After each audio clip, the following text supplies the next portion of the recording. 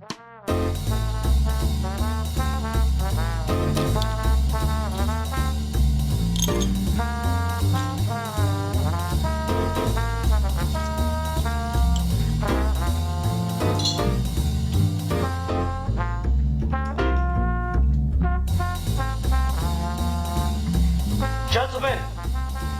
the time has come once again to discuss things.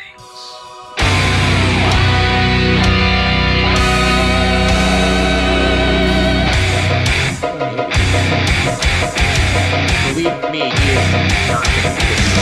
Oh, yeah. There's no fucking way they're going to tell us. Yeah.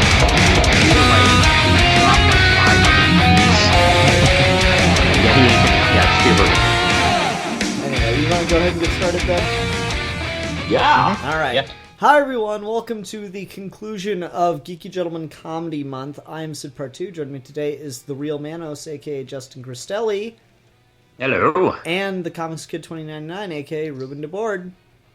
Hello. Okay, now, gentlemen, today we are discussing the distinction that exists between offensive and dark humor.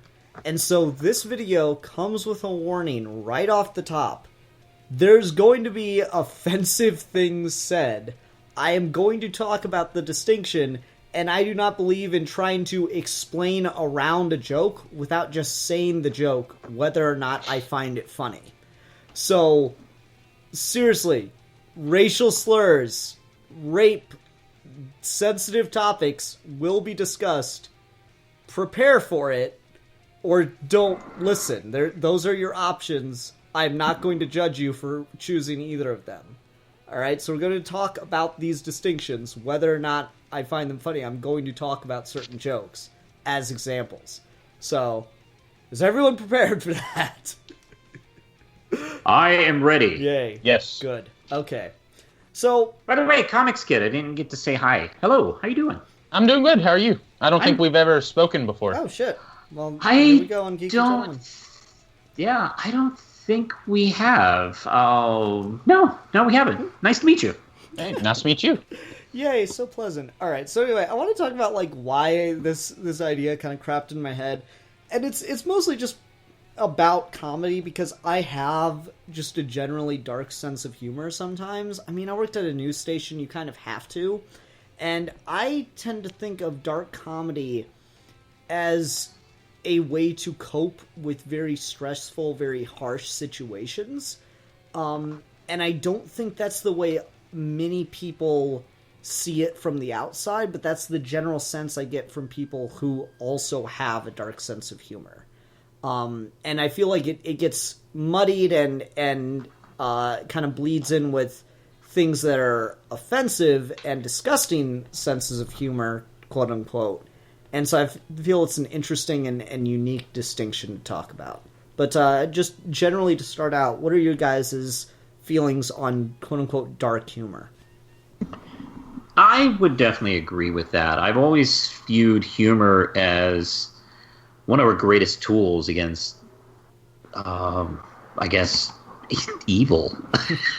One of our greatest tools against, depression. One of our greatest tools against, the dramas of life and, the pressures of life is that we can, turn it around and laugh back in its face.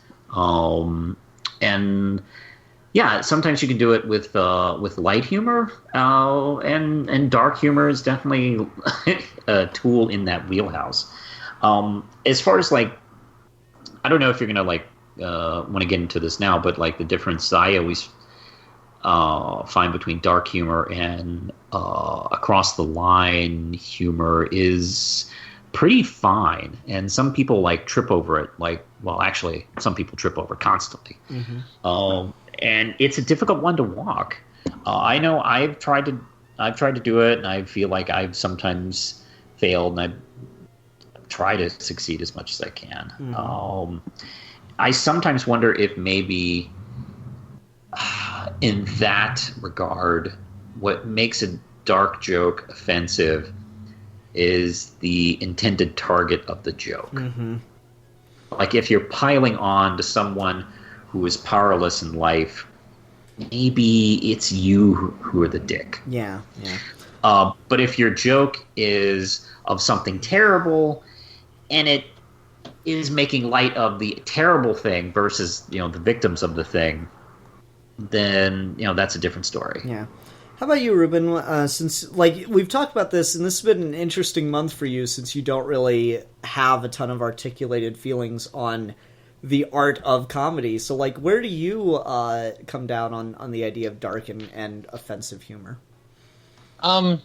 Generally, I like dark humor. I find it funny. I understand a lot of people don't.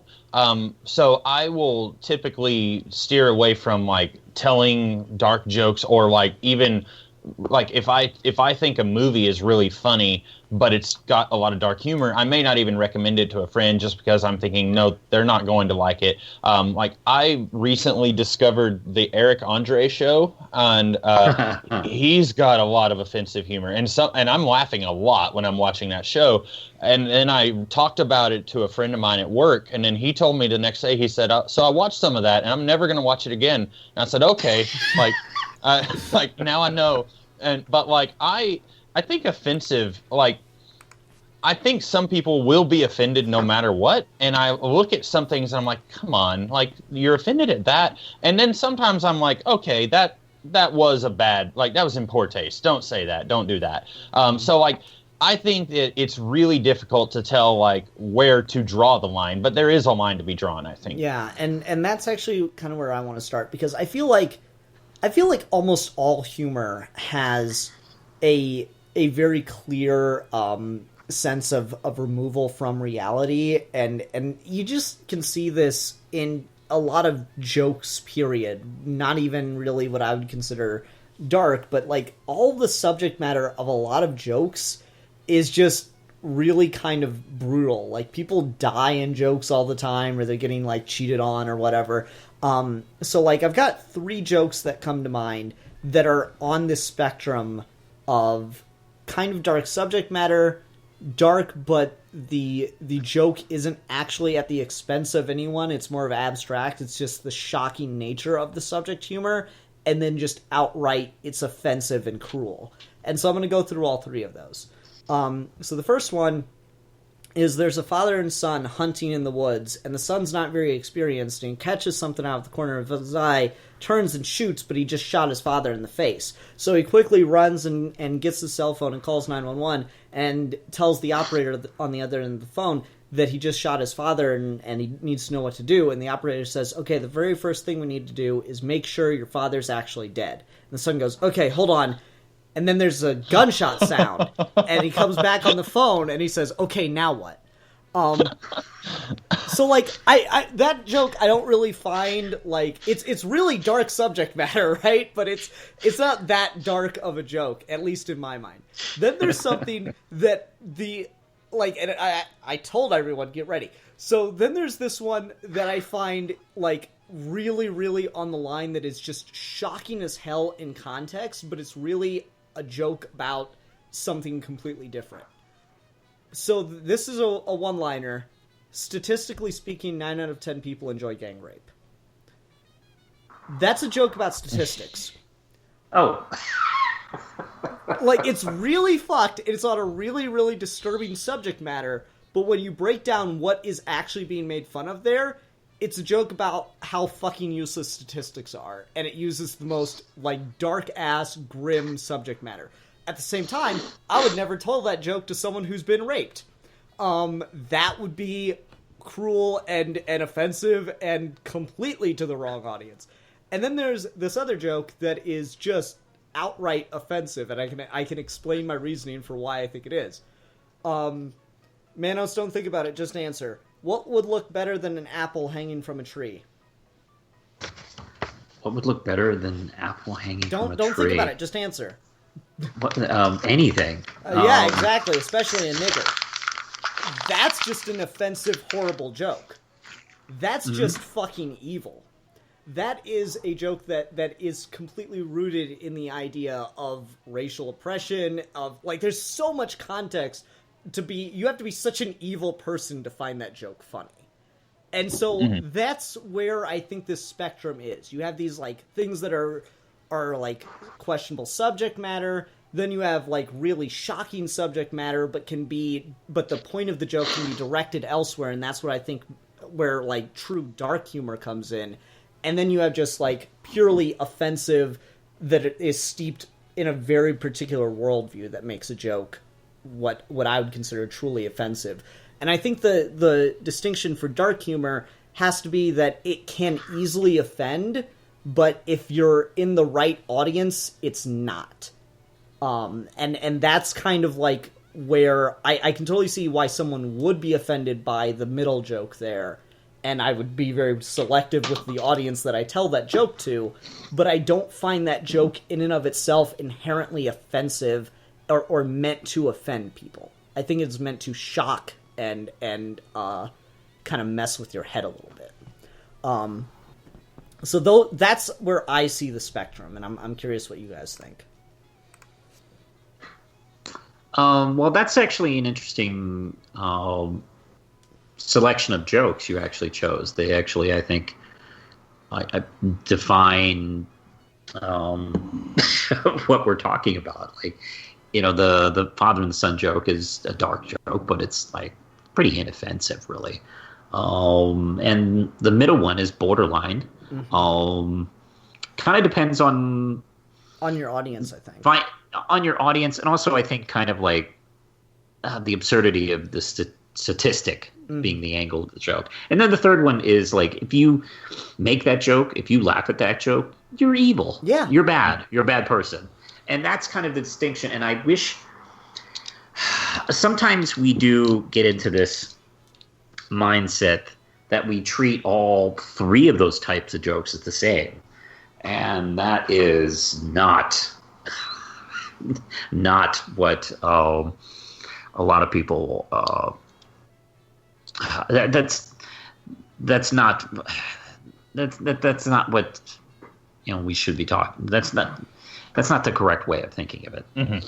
Yeah, I do think there are distinctions, and like I can totally see why someone would not find any of those jokes funny. I was listening to an episode of This American Life, and they're talking to people who are in a support group for the families of victims of homicide. And, you know, it's like this thing that I know exists, but I've never been to one. This lady's talking about one of those murder mystery dinner theaters. You know, like, have you ever heard of those where, like, you go to this dinner and it's kind of like a stage play, but it's acted out in this restaurant and, like, someone's been murdered and they got to solve the murder? Yeah. I've done that. Oh, yeah? Okay. Well, like, this lady... I've actually been in a performance of that. Oh, interesting. Okay. Well, like, this lady was sitting there, and she's a survivor of... Or she's a family member of someone who was a victim of homicide, and she's like, that is, to my mind, one of the most offensive things you could do. And I'm like, you know, what from your perspective, I totally fucking get it. But at the same time, if I've never been if I've never known anyone that's been murdered... I can detach from it, and I can see the side of this that's enjoyable. And I think that's where this interesting distinction lies. Like, I'm never going to argue with this person, oh, you shouldn't find that offensive. No, I understand being offended by that. I don't think that because you're offended, you have the right to demand that as, like, a form of entertainment be shut down. And maybe that's like, I don't know, maybe that's really arrogant of me or something. I don't know. It's a really interesting headspace to try to put yourself in while you're trying to empathize with someone and deal with things that you think already. So I don't know, like the first joke, yeah, we might laugh that off as generally inoffensive, but just kind of like some dark humor. But I mean, if you're like Dick Cheney's friend, that's probably a really fucked up joke. And see, that was really harsh, because like if that guy would have listened, or if anyone has ever been in a hunting accident, I kind of sound like an asshole and I'm laughing it off. But I don't know, that's just kind of where I'm at in my head. And maybe I'm wrong about everything I'm saying. I'm not gonna really try to write myself off as some kind of angel here, or someone with like the ultimate opinion on everything. This is me really trying to juggle and really lay down my reasoning for why I can find certain things humorous, even though I can admit they are objectively awful. There, you were saying, like, you know, the woman who's like saying that those dinner theater things are horrible and like just the most offensive thing, and like you said, like to her, yeah, but also I feel like, and this is gonna sound really callous, but like I feel like people in general just need to have thicker skin. Like, I saw something on Twitter last night that I thought was hilarious. It was a comic strip where this guy is he's in a hospital talking to the doctor, and he says, "Doctor, did I defeat diabetes?" And the doctor said, "No, I'm sorry, diabetes defeated you." And you look, and the guy is missing both of his feet, and like it's like he got him amputated, and I thought it was hilarious. And I look in this guy's feed, and before he posted that comic strip, he actually posted a poll asking if he should do the comic strip. And I was a little bit sad that he felt like he had to do that. And I have diabetes, and I thought it was hilarious. Like, and I know people who've had like limbs amputated. So like I had a family member who had both of his legs amputated, and I laughed. I thought it was a funny comic strip. But I can see that we live in an era where that guy felt like he had to post a poll asking if that was something he should post, or if it was like too over the edge, like crossing that line. And I feel like there's certainly jokes that just shouldn't be told. Like that third joke should never be told. But like there's also jokes like that diabetes one where I'm like, okay, it's definitely crass, but I thought it was funny, and I think other people shouldn't take offense. Like if someone with diabetes can laugh at it, I think that's something that should be okay, I guess. I don't know if I'm going anywhere with that. I get what you're saying, and the more I've thought about it, like to me, I think dark humor is the most effective and the least problematic. Like I think most dark humor is just problematic to begin with, and that's okay. Like everything's kind of problematic once you think about it too much, but I think dark humor is like kind of inherently problematic to begin with, and it all depends on the audience. And I think most of the time, dark humor comes out of an audience that is just going through a thing. And so, oddly enough, I think back to this movie, and I'm gonna kill myself because that was a little crass.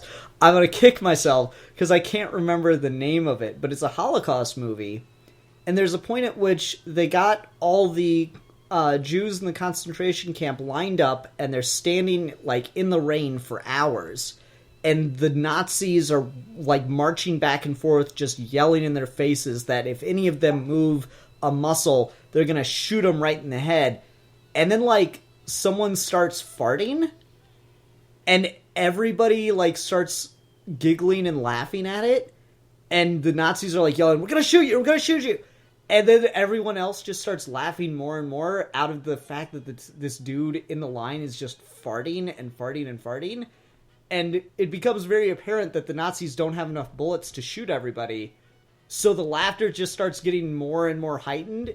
And it's one of the most bizarre-ass scenes I've ever seen in a Holocaust film. And yet it is so damn human. I think a lot of dark humor comes from this place of if you don't laugh, your only other option is to cry. And I don't know, I find that really, really interesting. I should have looked up the name of that movie. I was thinking about that earlier this week, too. But I remember that scene. It's a fucking fart joke in a Holocaust movie, for Christ's sake. But it's like a really, really profound scene for me. And so, yeah, I think a lot of dark humor is kind of inherently problematic, and just like, yeah, you could make a very easy argument that this is horribly crass and offensive. And at the same time, I kind of get to this point where I'm like, sure, but I don't care. I can still find enjoyment out of it, and as long as I can take a step back and realize this isn't the reality, this isn't the way that things should be or have to be, I think it's okay to laugh at some of this stuff, because this maybe shouldn't be the way that things have to be, but this kind of is a reflection on the way that things currently are in some way, shape, or form. Go ahead, I heard someone about to jump in. Or not. Let's see. I hear a lot of people, like every day, especially on the internet, constantly begrudge the fact that you can't make certain jokes anymore, and that is a pretty popular through line. You can't make a Mel Brooks movie today. Yeah. See, the thing is about Mel Brooks movies is like, all right, that film was made in what, 73 or something like that. Mm-hmm. And like 40 years before that, you could maybe do minstrel stuff and have that be mainstream, 40, 50 years before that. And then by the time like the 70s came around, there was like no way you could make that type of humor. Because society had changed, it had progressed, it had like developed an understanding for people that previously had just blindly made fun of without really thinking about what they were talking about. And a lot of the humor in the Brooks film, Blazing Saddles, kind of reflects a little bit of that. It's still like borderline offensive to some, but it does kind of address that kind of thing, and so on and so forth. Like we get to the point where we do. I think dark humor is never going to go away. We're not going to see it disappear because of PC police, which, by the way, do not exist. And it's not going to go away. I really do see it evolving. Like the line is going to be changing. Mm-hmm. And I don't really have that much of a problem with that because it's not something I can change, and it's something that's already been going on before I was even born. Mm-hmm. So I don't know. That's the thing I don't really poo-poo about. I don't really sweat that. Yeah, I don't know. It's just interesting to see where the idea comes from, because I feel like the people that make the complaint of like you couldn't make a Mel Brooks movie today. Yeah, but like here's the thing: Mel Brooks didn't just write Blazing Saddles on his own. You know who co-wrote that fucking movie? Richard Pryor. Like it's not like you can't make a movie that drops the N-bomb. The fuck you can't. Have you watched black movies? Did anyone see Friday? Does anyone watch Boondocks? Like, you can make movies that make really, really racial jokes and stuff. It's just, maybe you should get someone to write it that actually has the right to talk about, like, to make racist jokes. Maybe someone that's had to deal with racism. Like, that's the thing about Blazing Saddles that people ignore. Richard Pryor helped write that movie. He was initially planned to play Sheriff Bart, but the studio didn't want him because the other actor was more popular at the time. Who fucking even remembers who that guy is at this point, besides his role in Blazing Saddles? You mean Cleavon Little? Yeah, I've never seen him in anything else besides Blazing Saddles. He's in Once Bitten. Okay. Never seen it. Never even heard of it. It's terrible. It's terrible. Anyway, no, but like the idea that like the people that say that, oh, you couldn't make a Mel Brooks movie today. No, asshole, you don't get it. Like, somehow you watch this fucking movie that's all about fuck racial intolerance and all that stupid shit, and you got, they said at nigger, I'm like, fuck you. You so missed the point of this movie. Like, just, Jesus Christ. The funny part isn't that the old lady said the N-word. The funny part is it's a sweet little old lady on film. It's this perfect little image that everyone has in their head. And then she's just a bitter racist, and that's just the reality that the black guy has to deal with every day. That's what makes it funny. Is that's just his fucking life. Exactly. That's where it was. That was coming from a place of reality, and that's the thing that makes humor, whether it be light or dark, that's where humor gets its strength. Mm-hmm. And it wasn't just this white Jewish comedian like having like old ladies drop the N-bombs because it's funny. No, you were 100% right. That they were talking about. Richard Pryor was talking about like what he had to go through. Mm-hmm. And, you know, to the point where like I've heard so many black people talk about the fact that it doesn't matter how far they've gotten in life, they're still, treated that way. They're still talked about that way. They're still dismissed as non-human. You can even be the president of the United States and be treated like that, and be talked down to like that. And yeah, I mean, Pryor was on target when he was doing that type of humor. Yeah, and like it's not even, you have to go back to the 70s. One of my favorite series is Boondocks on Adult Swim, and right from the first episode of that, they're dealing with so much in such a like really, really interesting context, where Huey is walking around at a fancy white people dinner party, and he's talking about how, Ronald Reagan was the devil, the government staged 9/11, and I don't even remember what the other one was. And he's sitting there like explaining all these like really weird conspiracy theories. Oh, Jesus was black. That was the other one. He's explaining all these crazy black conspiracy theories, and everyone's just like, "Young man, you're so articulate." And that's like that's a really dark place to come from, where it doesn't matter what you say, they're just going to laugh and treat it all the same way. There's some really interesting commentary in that, and it's not just limited to the black experience. Mel Brooks was doing a lot of that with the Jewish experience. In a lot of his films before Blazing Saddles, and after, for that matter. The one everybody talks about is, of course, Springtime for Hitler, but the one that's like really, really a great film and not just a good comedy is the name fucking I had it and I lost it. Oh shit.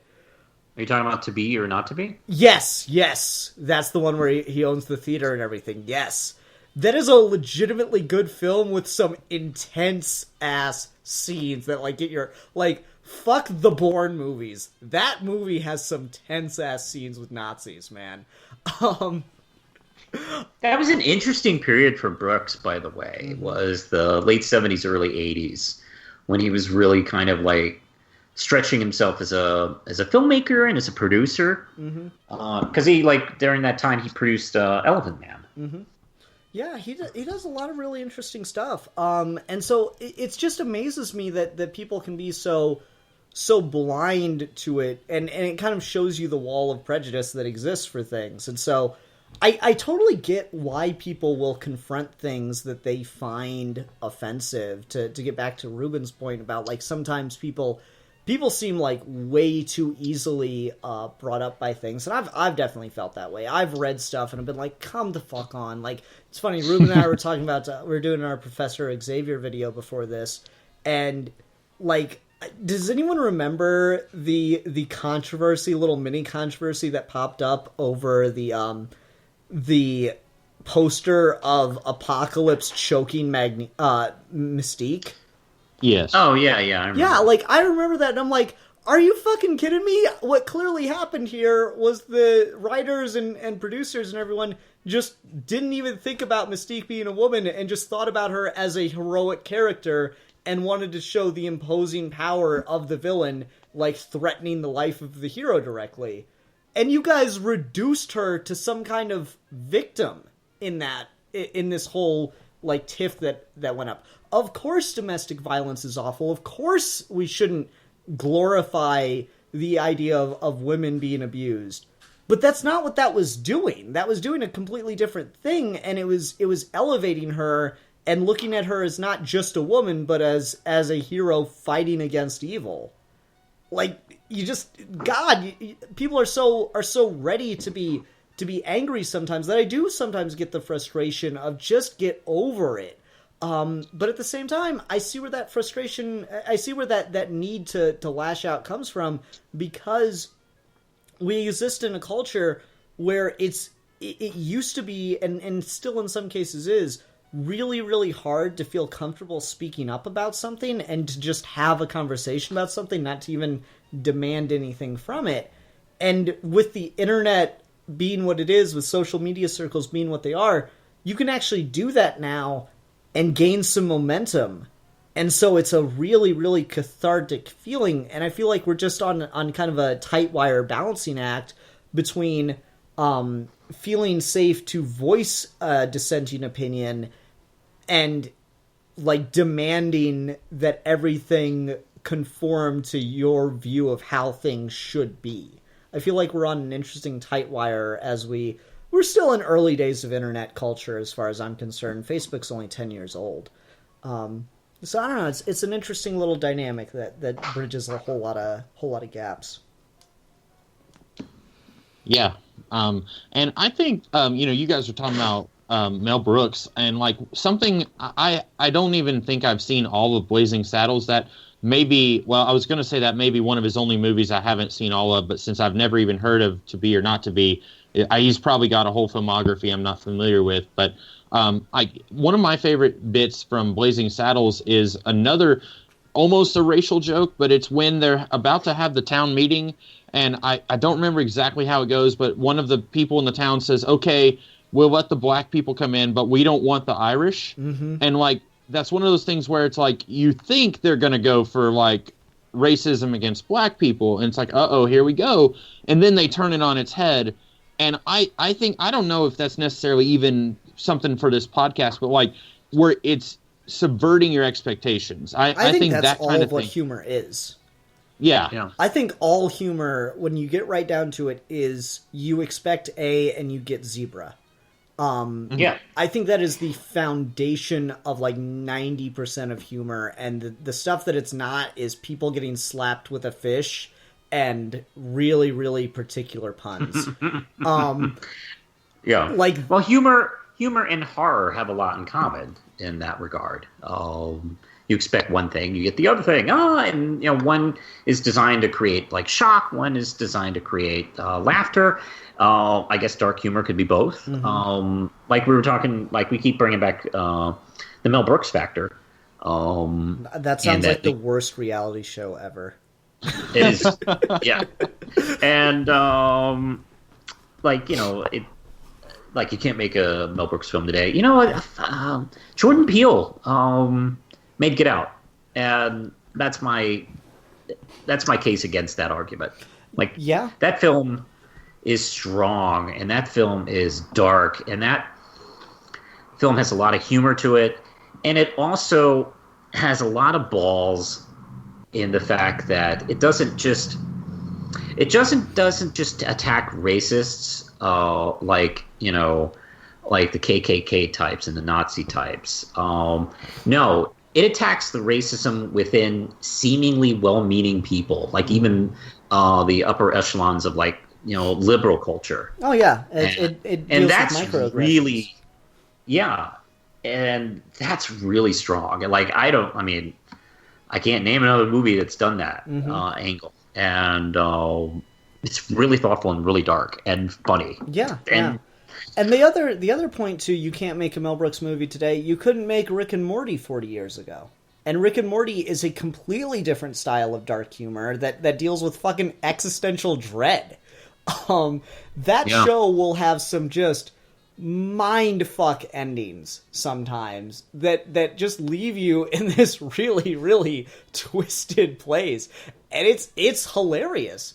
Manos, you and I are doing the fan film reviews now, and at one point I was looking for Rick and Morty fan films because it's got a really strong fan base, and I found this claymation thing that was really funny. So, but it's not enough to talk about it as a fan film, but it's a good point to bring it up here. So in Rick and Morty, there's the character Mr. Meeseeks, and Mr. Meeseeks exists when you press a button on a box. You give him a simple task, he does the task, and he stops existing. And that is his life. He is born with a singular purpose to fulfill that need, and existence is pain to a Meeseeks. And so there's this Rick and Morty fan claymation thing where Morty is trapped on a deserted planet all by himself, and he's wandering around trying to figure out what to do, and then he finds a Meeseeks box. And he presses the Meeseeks box, and Meeseeks pops up, and he's like, "I'm Mr. Meeseeks, look at me!" And he says, "What can I do for you?" And Morty goes, "Oh, thank God you're here. All right, what I need you to do..." And then Morty just gets, struck by lightning and is instantly dead. And so Meeseeks just now exists without a purpose. And he's just, sitting there screaming to the heavens. And, that's a very dark, very existential kind of question and branch of humor to get into. And I'm sorry, you couldn't have done that. Like, I don't think audiences in the 70s were sophisticated enough to deal with existential dread and humor. I just don't think they were. I've seen 70s movies. Y'all were fucking blown away by Taxi Driver. No. Just, I don't know, things have become more sophisticated. Humor has become more refined, and things work differently now. Humor evolves and changes with the society, which is why it's so hard to go back and find a lot of old things funny, because the standards have changed. That's just all it comes down to. Like, I love Looney Tunes to death. It's hard to watch Bugs Bunny throw on blackface. I know they're referencing Al Jolson and that particular movie, but it's just, the imagery in and of itself is disgusting, and it's hard to watch. Like, the standards of a society change and evolve over time.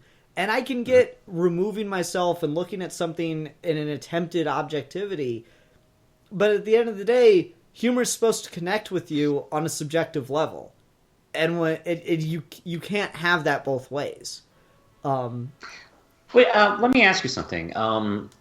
Because like Warner Brothers and Disney both have this kind of problem where, yeah, some of their old cartoons weren't so good in that regard. And you know, they've both taken measures to almost try and erase them. See, I disagree with that. I think it's been quite the opposite. Disney's tried to erase its past. Warner Brothers, with a few exceptions, it will own up to it. Like, Disney will not show, you know, Song of the South isn't sold anywhere. Yeah. Whereas Disney, you can get the racist Looney Tunes, but it comes with a warning of, like, it was floating around because of the Simpsons and Apu thing recently, but if you buy the Disney or not Disney, the Looney Tunes Golden collections that have the, you know, really offensive racist ones on it, like, it comes with a warning at the beginning that says society has evolved at this time. These were made in the very particular settings of the society in the 30s and 40s, but we don't find these things funny anymore. But to try to pretend they don't exist would mean pretending that the societal conditions of that era did not exist, and that is far worse. I agree, and I do think, while I do think they shouldn't be, like, you know, broadcast casually, I don't think they should be, like, made part of a standard set that you could buy, but I do think they should still be available in that context, in a historical context, versus just a standard entertainment context. Because it is really surreal. It is really jarring to watch some of those, because some of those are, like, featuring, like, characters we know. Some of them feature Mel Blanc doing voices. You know, and, you know, these are things we grew up with and feel safe with and feel like are our friends. And then we get to see this ugly side of that, those friends. And, like, and we sorry. Oh, it's just, I'm saying that with both Warner Brothers and Disney should, you know, mind this, is, like, we can't forget. Like, we try, with our racist past, we try to forget as best as we can. That's just kind of been our country, and that's a mistake. No, it really, I agree. It's a painful mistake. We cannot sit back and just tell ourselves we've always been the good guys, because we haven't been. No, I agree. And, like, to connect it, you know, not just really vaguely with one or two or just a handful of shorts that feature some, like, offensive material. You know, I grew up watching Looney Tunes before a lot of them started being more heavily, you know, searched over and censored. I grew up liking Speedy Gonzales. I'm Hispanic. And, you know, I had the way a kid views things, not really seeing what was wrong with it, and having to go back and look at, like, you know, his cousin's slow and lazy and all that stuff. I'm like, yeah, you know, Speedy Gonzales is problematic as fuck. But at the same time, he's a Mexican Looney Tune, and that's appealing to me. And so I think one of the best ways that Warner Brothers has handled that character is they've started to bring him back and make and still have his gimmick of he's really fast and everything, but they've been more responsible with him. In the 2010 Looney Tunes show, he runs a restaurant. He's a responsible business owner, and it's not ridiculous. Like he's really good at it because he's fast. And then like in the in 2003's Looney Tunes Back in Action, there's this amazing joke with Porky and Speedy sitting in a restaurant talking, and Porky says, "First they tell me to drop the stutter because it's offensive. Now they tell me I'm not funny anymore." And Speedy goes, "Tell me about it." And I lose my shit at that. Because, yeah, it is really hard to write those characters. And it's okay to admit that it's hard to write those characters because they're based on offensive material. But it doesn't mean you just give up. That makes you a bad writer when you give up. You get clever. You figure it the fuck out. Like, that's really what it takes, is if you don't like that quote-unquote political correctness and societal change doesn't make a thing you like funny anymore, then it's your job to make it funny without it falling into those same pitfalls that made it problematic or made it offensive in the first place. Let me ask you, do you want to switch this? I feel like we're kind of like on the verge of talking about the problem with Abu. Oh, I was going to ask. I hadn't seen. I just kind of like I've heard about that kind of cursory. I haven't seen the documentary or anything, and I'm not a huge Simpsons fan, so I don't really have much of a dog in this race. I haven't seen the documentary, but I've seen a number of reviews of it, and I've seen clips and scenes of it. I've been trying to find it on streaming, but I can't seem to find it. But from what I understand of it, and in case you've seen it, you can let me know if I'm wrong. He does take a pretty mature look at what Abu is meant to Indian Americans, South Asian Americans who have grown up in the generation that he's been around and been kind of like a big cultural character, a big iconic character, and for some people, like the only Indian character they can think of. Mm-hmm. And it's being played kind of as from a white actor's impression of Peter Sellers' impression of Indian people from the movie The Party.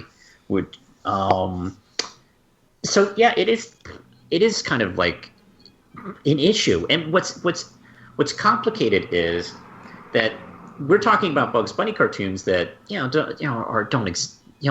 really in the public eye anymore in their history.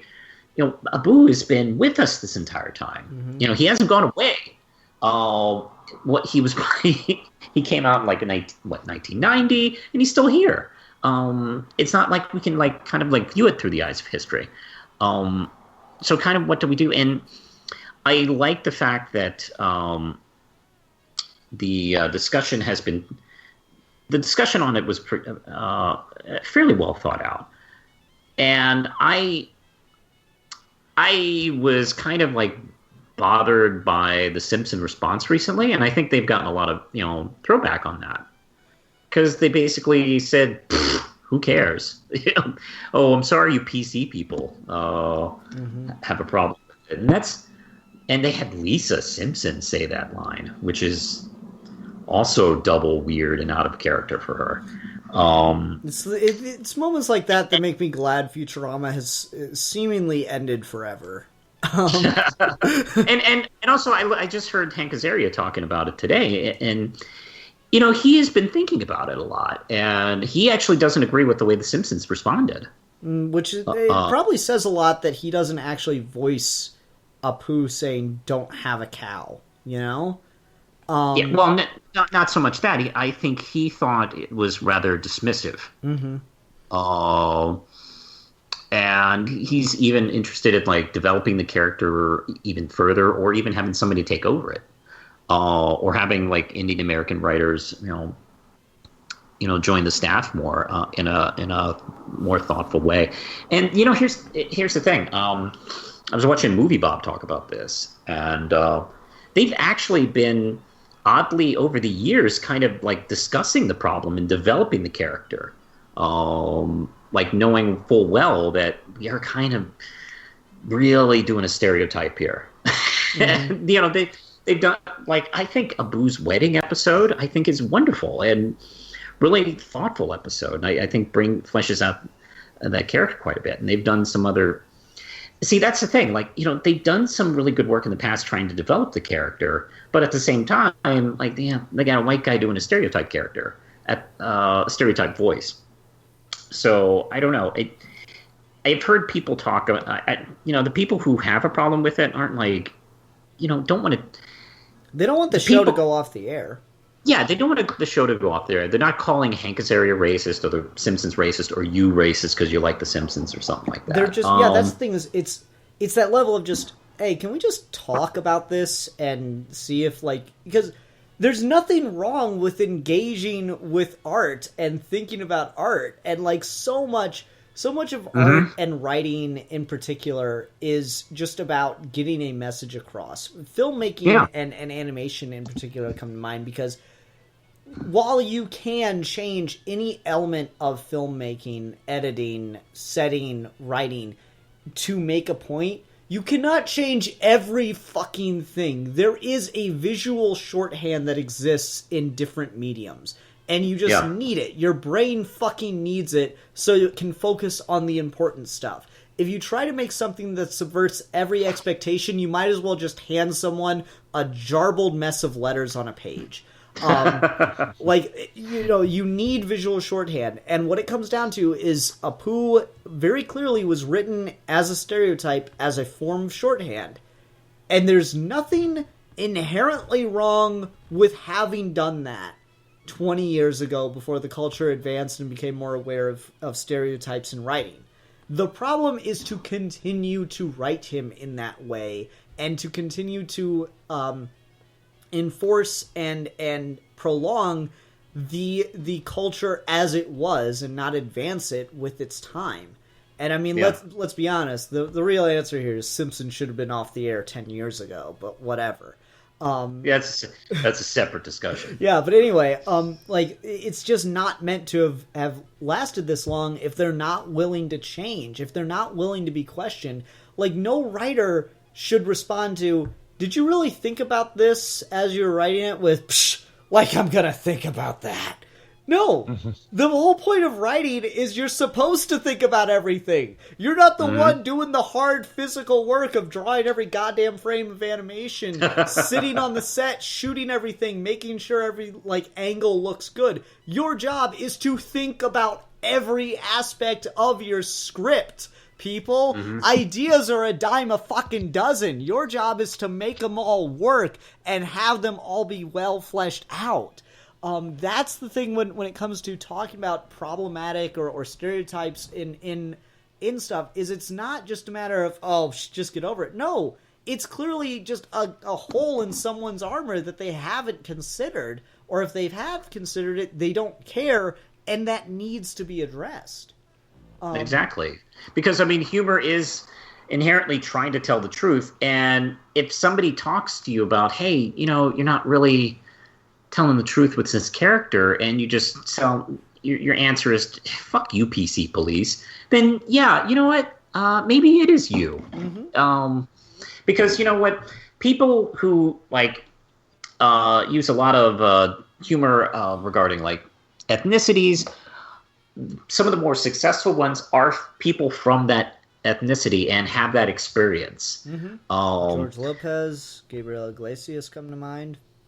Yeah, let's see, like Jewish comedians, women comedians, from their vantage point, they can make certain jokes and have like a certain insight and go into places like I can't do, because I either might get it wrong, or I might do it in such a spectacular, insulting way. Yeah, and I think about this thing with Apu, and I didn't actually know what it was that kickstarted this whole debate, because I don't watch The Simpsons hardly at all, but as near as I can tell, he's always been a problematic character. So was it Yeah. was it somebody who posted a documentary and that kind of started the whole thing? It was, yeah, it was a Indian American comedian who has grown up kind of in the shadow of Abu, and like, you know, he grew up as a kid kind of called Abu by, you know, other people, and you know, he's had this love-hate relationship with the character, and he decided to do a film about it. And he interviews all sorts of people. He interviews like other Indian American performers. He interviews Hank Azaria himself. And you know, he's not angry. You know, he's not super pissed off about it, which I think some people who like were quick to defend Abu and The Simpsons were trying to paint him that way. You know, this guy wasn't trying to like, you know, erase Simpsons from history or anything like that.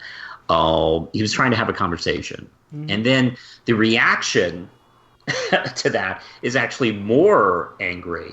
Mm-hmm. Which tells you a little something about anybody who's like super angry about the question being brought up. I think that tells you more about them. Mm-hmm. Mm-hmm.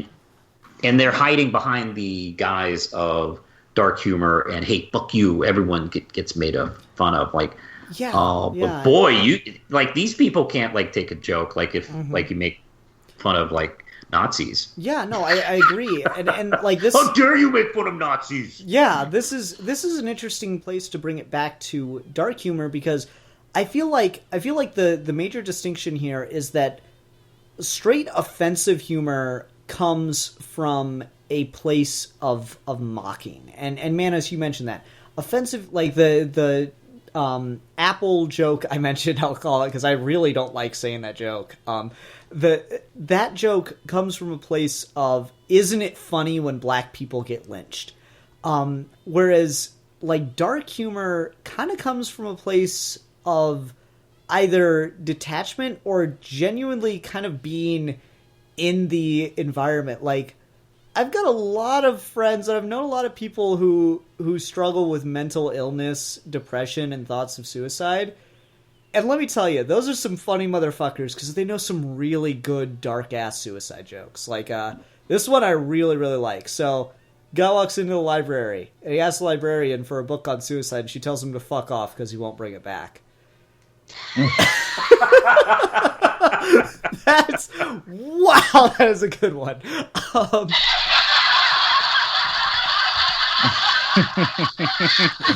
has the laugh track? Yep.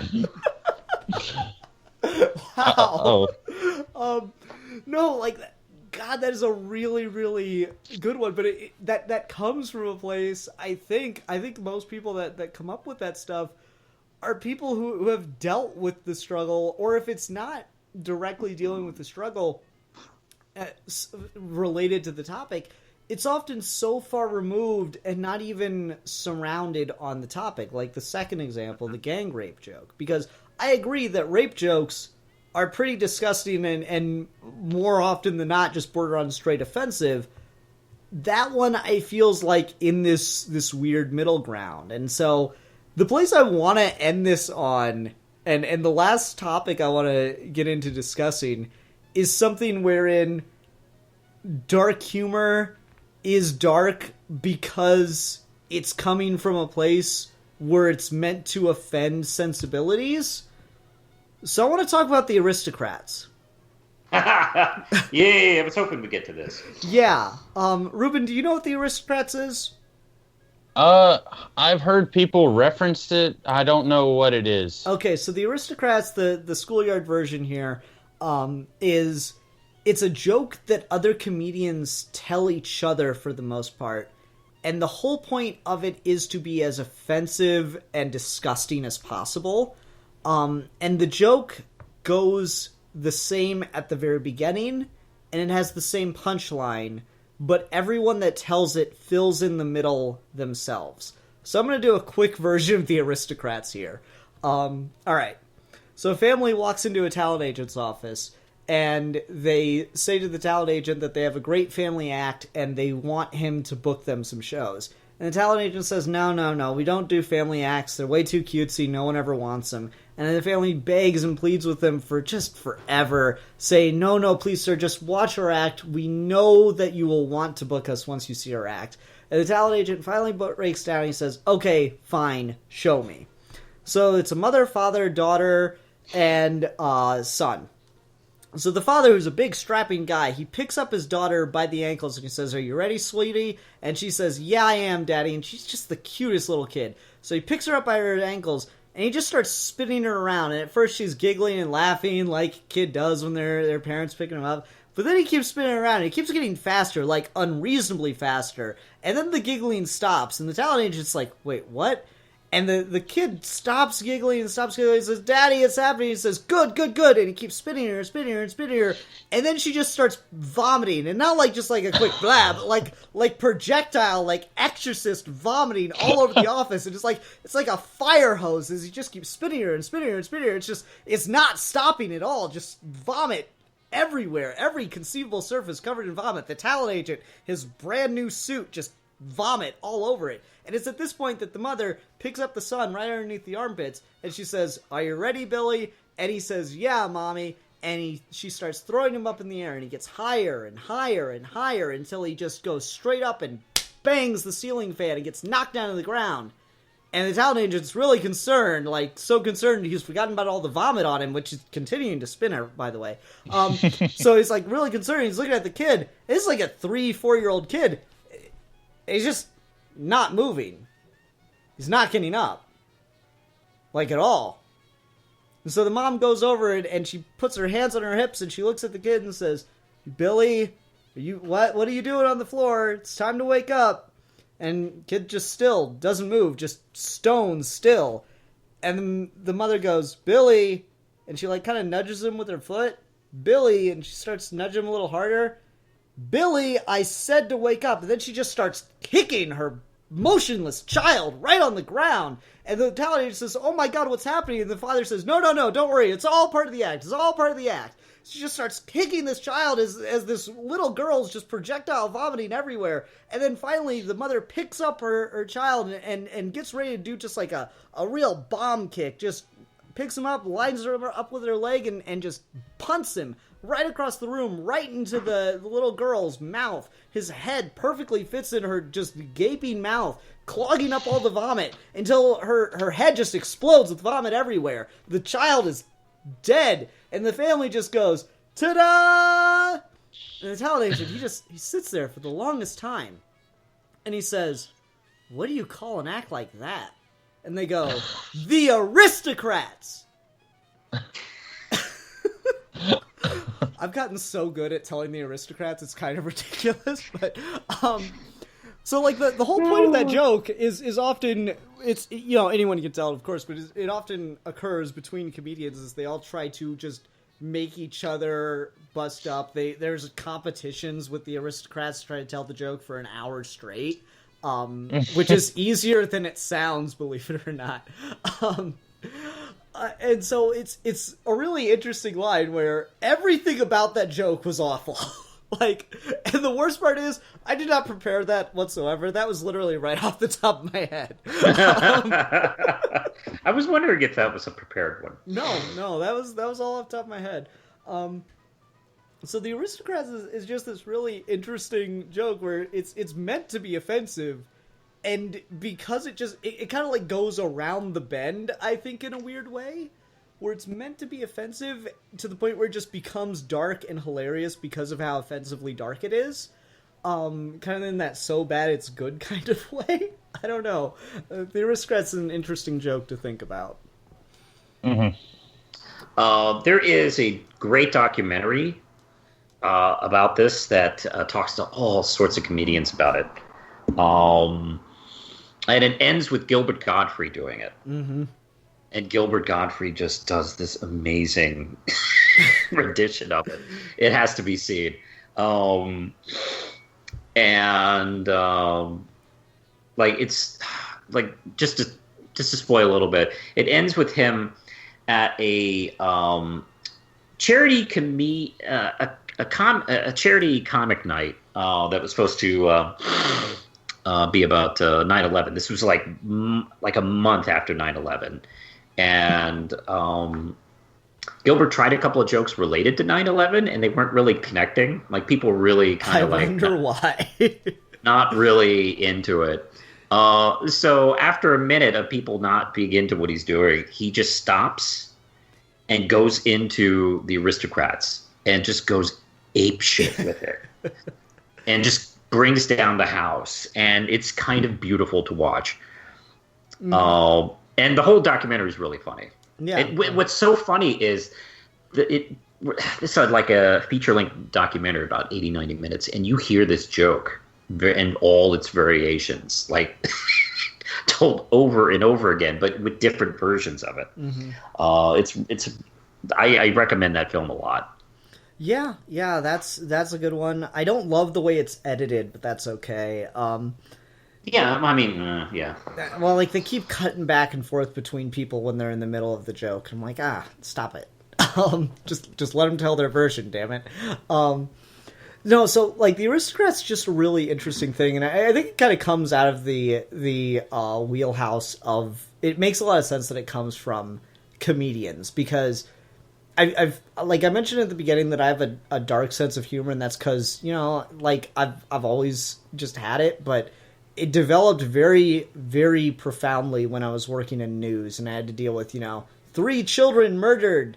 I'm like, man, if you can't deal with that every day and be fine. You can't have a somber attitude about it. You need to, in your own time, in the proper atmosphere, be able to laugh some of that just horrendous stuff you see off. And I feel like a lot of comedians, like I've never heard about a comedian with like a really happy life before they became a comedian. It's amazing. So it kind of makes sense that so many comedians like this would kind of develop around that culture, and why they'd be so into this kind of thing, and be willing to find that stuff humorous, to the point where they challenge each other to offend them with this joke. I have long maintained for a few years that comedians have kind of a darker viewpoint, are actually prone to depression more than poets. Mm-hmm. And I think the stereotype, of course, the poets are like always morose, but I feel like comedians kind of get there a little bit sharper. Mm-hmm. So yeah, I agree with that, and I think it comes back to, again, when you're in a certain point in life when things are so damn down and depressing, you have 2 options. You can either laugh or cry, and humor is a great way to deal with and cope with some dark ass things. There was a great to go back to the suicide thing. There's a great Twitter thread I saw at one point that was pretty fucking hilarious of, like 2 people with depression just talking about, like, the annoying things they have to deal with now that people know they have depression. And so, like, this guy's like, I was driving with my mom and she told me to put on my seatbelt, and I was like, woman, what don't you understand about suicidal? And, like, that was really funny. And he's like, but now I don't get to have knives. And, like, that was really funny. And somebody goes, oh, man, I'm the same way. We should hang out sometime. And someone else comes in and goes, what the hell you 2 mean about hang out? And I was just like, oh, my God.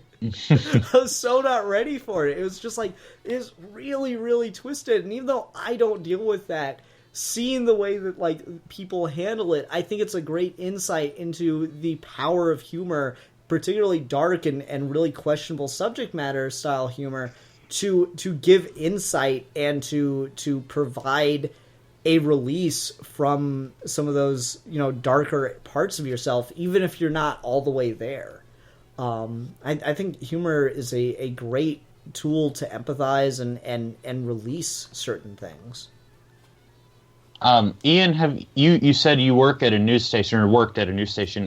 Have you ever seen the movie So I Married an Axe Murderer? Yes, like forever ago one time.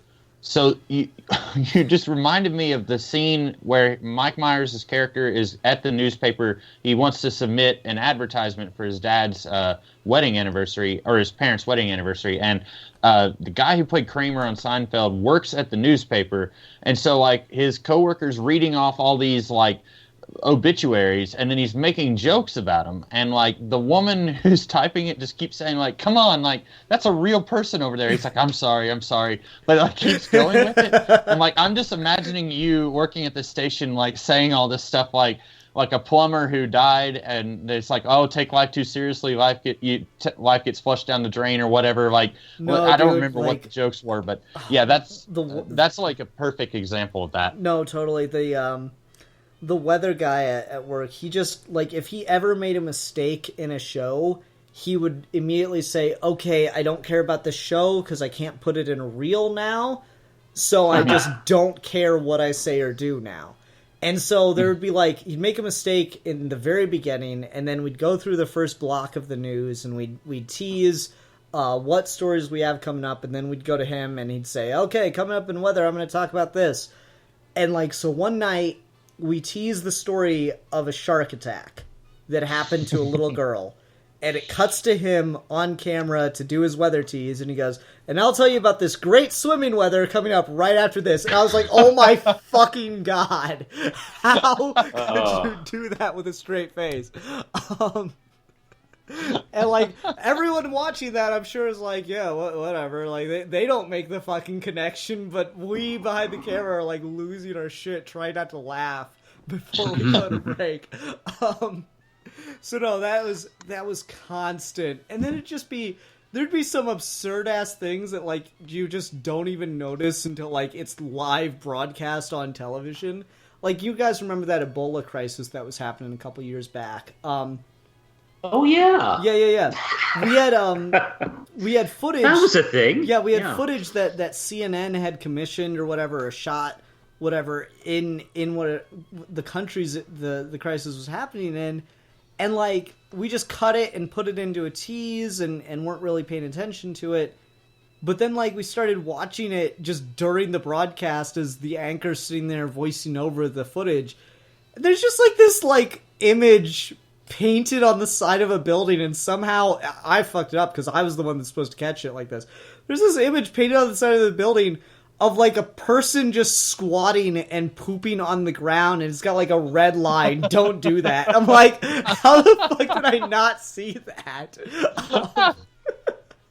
So no, like if you work news, like you just deal with some really tragic stuff, and it's like, it's hard sometimes, guys. Like I remember cutting the footage of the scene of Mike Brown's death, of the crime scene of Mike Brown after he'd been shot. And like that is stuck with me. Some of the images are kind of like burnt into my head. So it gets really, really dark sometimes, the kind of stuff you just have to take in on a daily basis. And so you need, I feel like dark humor kind of comes as a coping mechanism to deal with that. I don't know. I think you see that in a lot of things, in you know, morbid professions and stuff like that. Like I was listening to some stories about what was it, the Battle of Iwo Jima, I think, of Marines landing, and there's like a French soldier running away saying retreat, retreat to the American, and the Marine goes, retreat, we just got here. And like that's a very dark and kind of like really macabre sense of a joke, quote unquote. The other one is like, all right, we need to take this beachhead.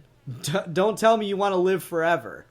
Like that's, wow, that is a dark ass place to be in your head. But maybe that's the kind of mindset that you need to be able to just deal with the situation you're in as a coping mechanism. I can totally get it.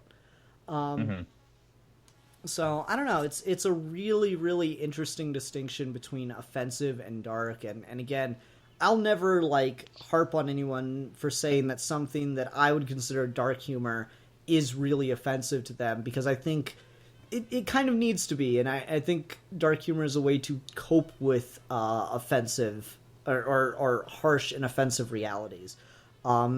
I think, like most things in comedy in particular, you have to consider the audience, you have to consider the intent of the joke. But even then, if neither of those things matter to you, if you're just straight offended by it, you're within your right to be. But I don't know, I feel like people deserve the right to cope with things however they need to cope with things. Mm-hmm. That's kind of where I come down on it. Does anyone have any final thoughts on dark humor versus offensive humor? I don't know. I've covered a lot. I suppose one more thing is, like, where do you think the future is regarding dark humor? That's a really interesting question. And with the evolution of internet culture, it's hard to say. Because it's not wrong to say that people are really... When you put something out there and anyone can see it and you can't consider the audience you're sending it to, it's hard to say what you could really feel comfortable saying because you don't want to be haunted by something that was meant for a very particular audience. Like I'm kind of worried this show will be, this particular episode. But at the same time... I don't know. It's an interesting question because, like, the audiences that will gravitate to and surround a certain type of humor may evolve and be more accepting of it because they relate to it. Like Ruben mentioned with the diabetes joke, as someone who suffers with diabetes, maybe it kind of helps to be able to laugh off that kind of fear. I don't know. Mm-hmm. I think. Oh, go ahead. No. You go. I think that dark humor will always be a thing. Like I think Ian, you said that at the very beginning of this podcast, and it's a coping mechanism. And that's never gonna. The need for a coping mechanism is never gonna go away. But I think offensive humor some of it will eventually go away.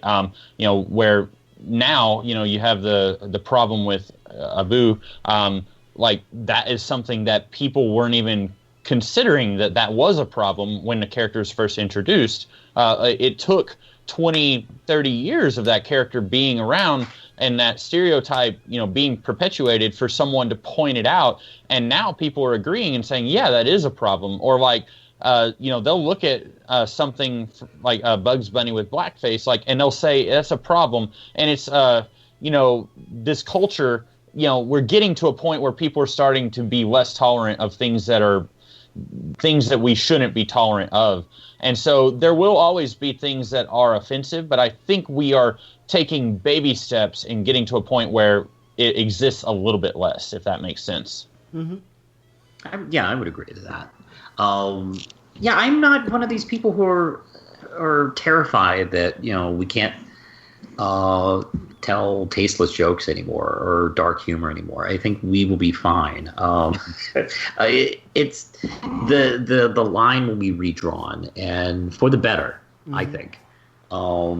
But I don't, because I see, just over the last 20 years, you've seen one of the things I like is dark humor seated in something that doesn't seem dark. Mm. There's so much dark humor in Mystery Science Theater 3000. Mm-hmm. Particularly the education shorts would sometimes have their darkest jokes, especially after Mike Nelson took over, because he really has a darker sense of humor than Joel.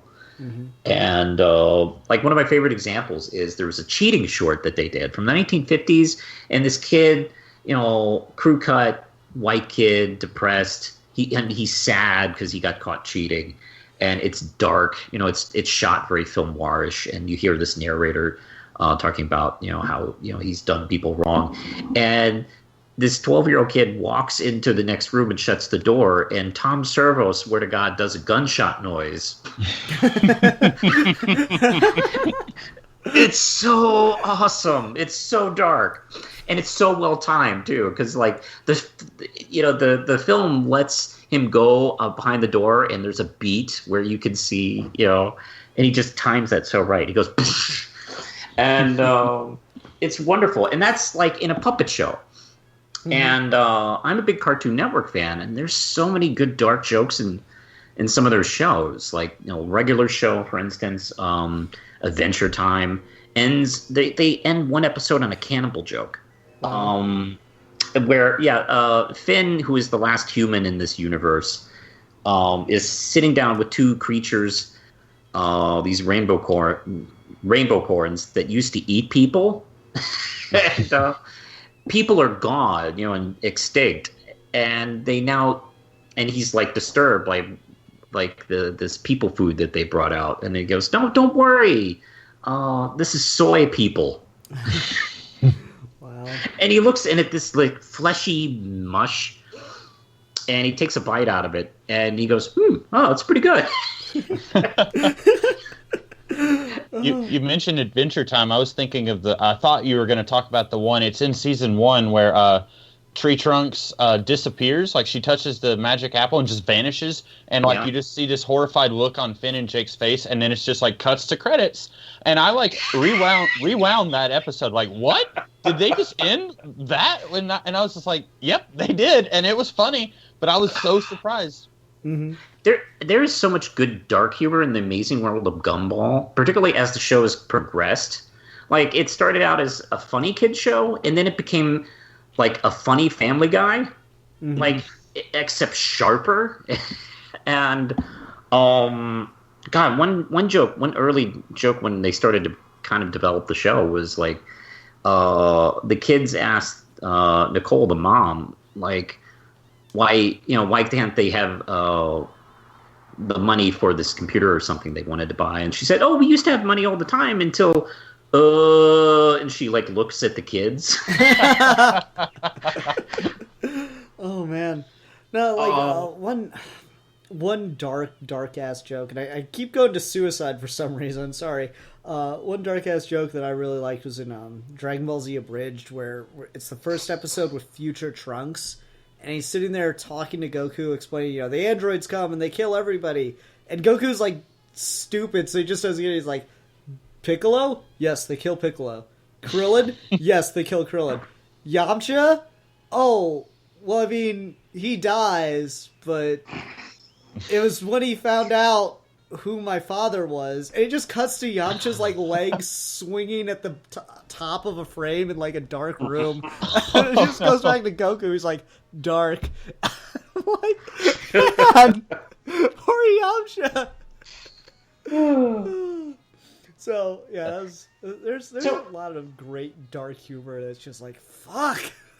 Yeah, and I really do think what's so great about that is a lot of this is in stuff kids watch, and kids who are going to be programmed that way are going to find those jokes and kind of be influenced by them. It's going to hopefully develop them into be like sick, twisted, fun individuals that you can share like a drink with and hang out with someday, and not have to worry about them having to stick up their ass. Yeah. All right. Well, I think that'll do it. Ruben, it'll be your turn. We need a review topic, and keep in mind we are out of Comedy Month. Well, even though we are out of Comedy Month, I'm still going to choose what I was going to choose. So it'll be kind of like we'll get an extra week of Comedy Month, and that's fine since we didn't have one last week. So I'm picking I believe it's the 1989 movie The Burbs, starring Tom Hanks and Carrie Fisher. This is my favorite movie of all time, and it's kind of appropriate because it's got a lot of dark humor. I don't think it has any offensive humor, but it's definitely got dark humor. I think it'll be fun. Okay. Sounds good. Everyone, please join us next week for that one. Until then, I'm the Philosopher. I'm the Comics Kid 2099. And I'm the Realist. And we're your geeky gentlemen. And we will be discussing things.